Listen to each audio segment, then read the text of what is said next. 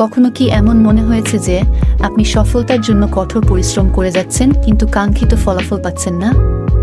অথবা আপনি দীর্ঘদিন ধরে কোনো কাজ করে যাচ্ছেন কিন্তু খুব সামান্য উন্নতি দক্ষতা অর্জিত হচ্ছে? এর অন্যতম একটি কারণ হচ্ছে আমরা আমাদের লক্ষ্যের সাথে সামঞ্জস্যপূর্ণ নয় এমন অনেক কাজ করে সময় পার করে ফেলি। তাই আপনার লক্ষ্য নির্ধারণে নিশ্চিত করুন আপনি যে কাজগুলো করছেন সেই কাজ আপনাকে আপনার লক্ষ্যের দিকে নিয়ে যাচ্ছে এবং আপনাকে লক্ষ্য অর্জনে আরও দায়বদ্ধ করে তুলছে। আমাদের প্রত্যেকের জীবনেই কোনো না কোনো স্বপ্ন থাকে। অনেকেই সেই স্বপ্ন পূরণের উদ্দেশ্যে কঠোর পরিশ্রম করেন, কিন্তু অনেক সময় দেখা যায় সফলতা মিলছে না। সফলতা অর্জনের জন্য সুনির্দিষ্ট লক্ষ্য নির্ধারণ অত্যন্ত জরুরি। স্মার্ট পদ্ধতির ব্যবহার।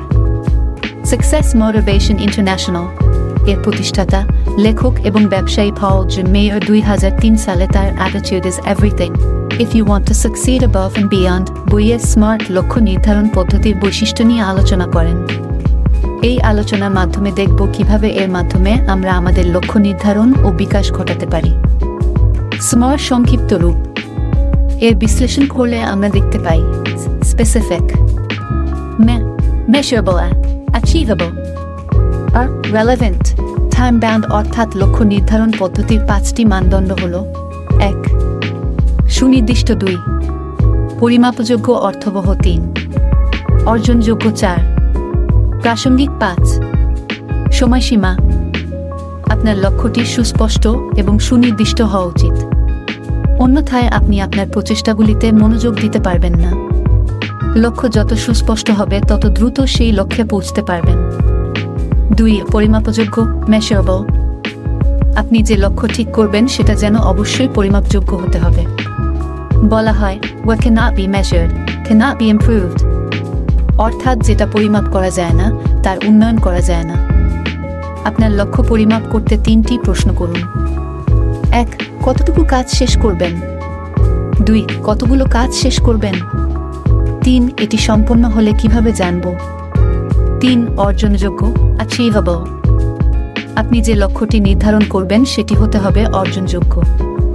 লক্ষ্যে অগ্রসর হওয়ার পথে যত বাধা বিপত্তি আসুক না কেন সেগুলো কাটিয়ে উঠে লক্ষ্য অর্জনের সামর্থ্য যেন থাকে সেদিকে খেয়াল রাখতে হবে। লক্ষ্য যদি অর্জনযোগ্য না হয় এবং আপনার সামর্থ্যের বাইরে হয় তবে সেটি আপনার জন্য হতাশার কারণ হতে পারে।